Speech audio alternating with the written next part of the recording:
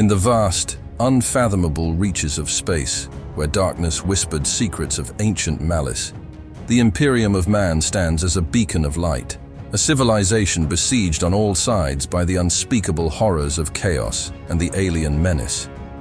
It is within this endless conflict that heroes are forged, their tales woven into the very fabric of the cosmos, martyrs whose valor knows no bounds, exemplars of sacrifice in the name of their emperor.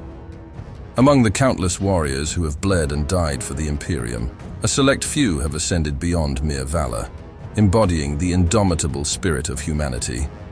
Yet amidst this pantheon of heroes, there exists a title bestowed upon the rarest of individuals, a recognition so hallowed that it is revered across the stars, the Emperor's Champion. The genesis of this exalted honor can be traced to a single figure, a paragon of martial prowess whose legend transcends time itself. Sigismund, the first captain of the Imperial Fists and a favored son of Rogal Dorn, was not merely a warrior. He was a symbol of the Emperor's wrath, his blade an extension of the divine mandate that sought to purge the galaxy of its festering wounds. In the twilight of the Unification Wars, as terror itself convulsed under the birth pangs of a new order, a young boy named Sigismund emerged from the ashes of a city swallowed by flames. In the wake of destruction, he found refuge among the lost souls of a refugee camp. Within this hub of despair, a flicker of hope ignited in the form of a young girl named Thera. An unlikely guardian, she rose above the squalor, determined to protect her charges from the predatory gangs that stalked the camp. Her valor was tested when the Corpse Kings, a gang as ruthless as they were feared, descended upon them. With the ferocity of a cornered beast, she wielded her metal bar, driving the marauders back into the shadows. Yet she knew this reprieve was but a fleeting moment in the relentless cycle of violence. The Corpse Kings eventually killed Thera and wanted to dispose of the rest of the group of orphans. Sigismund rose to answer their call. Stepping into the void left by Thera, clutching the metal bat, the symbol of their salvation, a transformation occurred within him. Emulating Thera's ritual, he drew strength from the very essence of her sacrifice. Sigismund, fueled by grief and fortified by memory, repelled the darkness that sought to extinguish their light. A mere 12 years subsequent to his triumphant stand against the nefarious Corpse Kings, Sigismund ascended to the ranks of the Templar Brethren, and eventually a first captain, an honor bestowed upon the most valiant and steadfast of warriors, making him one of the youngest to ever embrace such a mantle within the storied history of the Imperial Fists. This pursuit, however, was not for the faint-hearted. It demanded a trial by fire, in which the very essence of one's mettle was tested. The ritual was as ancient as the Order itself. To best 200 Templars in consecrated combat, a relentless succession of duels that would push the boundaries of human endurance and skill. One by one, Sigismund faced his brethren in the arena, his blade a whirlwind of precision and grace. As the sun arced across the sky, he felled his adversaries, each victory a testament to his spirit and martial prowess.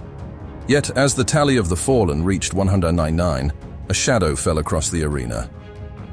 His final challenger was none other than Appius, the revered weapon master who had once mentored him, now encased within the imposing form of a dreadnought, a fusion of warrior and war machine, a titan among the Templars. Exhausted, his body pushed to the brink of collapse, Sigismund confronted him. With each thunderous exchange, Sigismund's hope of victory waned. Cast down by a blow from Appius, resignation crept into Sigismund's heart. It was then, in the pit of despair, that a voice pierced the fog of his weariness. But who, if not you? Who will stand if you will not? Who will you let die in your place? Stirred by the voice, a clarion call to his soul, Sigismund found within himself a reservoir of untapped strength. With a deft maneuver born of desperation and skill, he evaded a killing blow from Appius. Despite the gulf between their strengths, Sigismund danced through combat, his movements a blur. In a final, audacious act, he disabled the dreadnought, securing his place in history.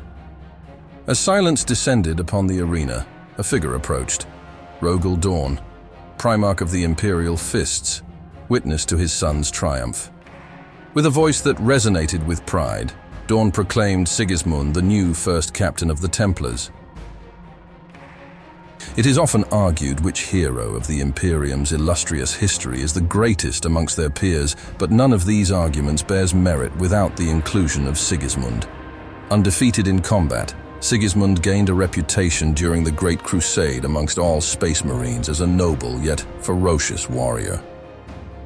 With a sword in hand, was not merely a fighter, he was a maestro of destruction, his technique an art form that transcended the conventional bounds of swordsmanship.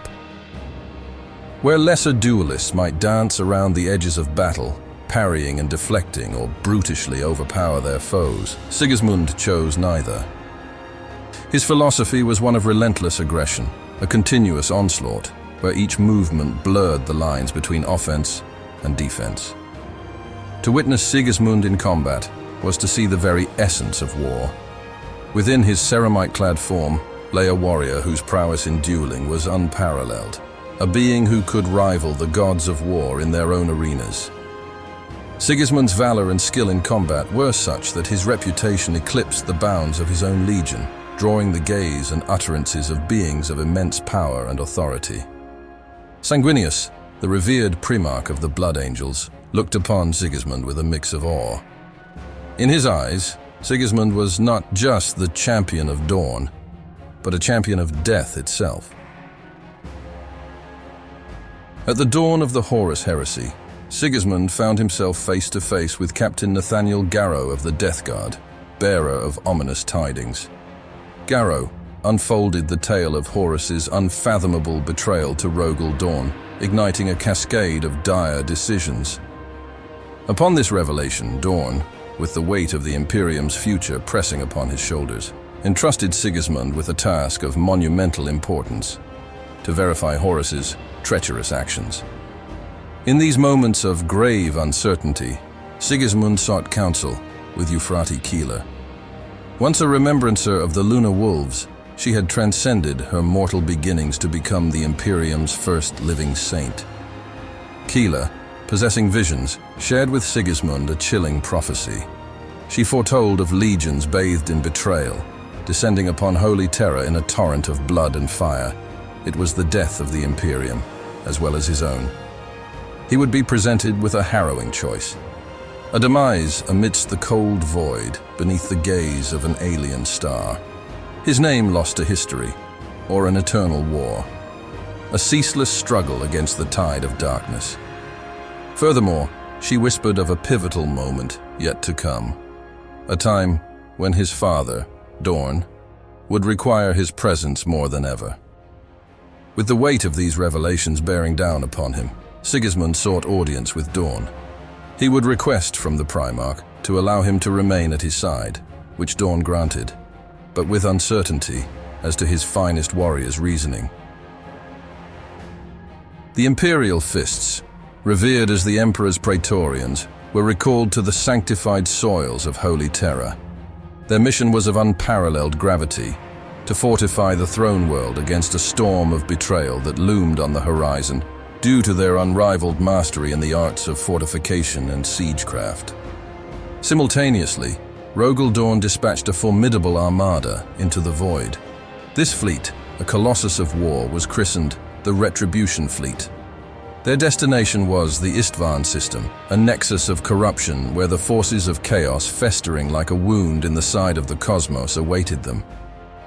However, this fleet never returned. Dorn would eventually hear of the massacre on Istvaan V, a tragedy that saw the fall of Ferrus Malus, the Primarch of the Iron Hands, and the decimation of his legion. The Night Lords, Iron Warriors, Alpha Legion, and Word-Bearers had unveiled their treachery, leaving the loyalist legions of Raven Guard and Salamanders on the brink of obliteration. Their primarchs vanished. Consumed by a righteous fury, Dorn tasked Sigismund, his most trusted champion, with a grim directive: to cleanse the soul system of the betrayers, to use any means necessary to uphold the sanctity of the throne. Before his dispatch, Sigismund would reveal the vision he had seen to his Primarch, and the reasoning for his request to stay at his side. Dorn would rebuke his son, reminding him that neither Estates nor Primarch chose their duty to the Emperor. Their fate was to not choose.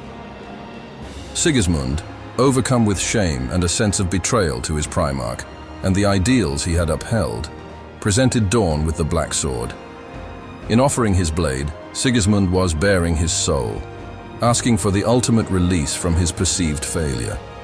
He beseeched his father to grant him death rather than endure a life marred by disgrace. Yet, in the face of this heart-wrenching plea, Dorn refused to extinguish the life of his loyal son. Instead, he decreed that Sigismund would no longer sow the seeds of doubt, fear, or superstition among the ranks of the Legion. These would be the crosses that Sigismund would bear alone, a testament to his transgression. With a heavy heart, Dorn renounced his bond with Sigismund, a decision that reverberated through the very core of their existence. Against the backdrop of the Siege of Terra, Rogal Dorn would anoint Sigismund as the Emperor's champion. Clad in the stark contrasts of white and black, the colors of the champion, Sigismund embodied the Almighty's wrath. Though his soul was perturbed at the forsaking of his Imperial Fists heraldry, a council with the Legion High Chaplain stilled his unrest.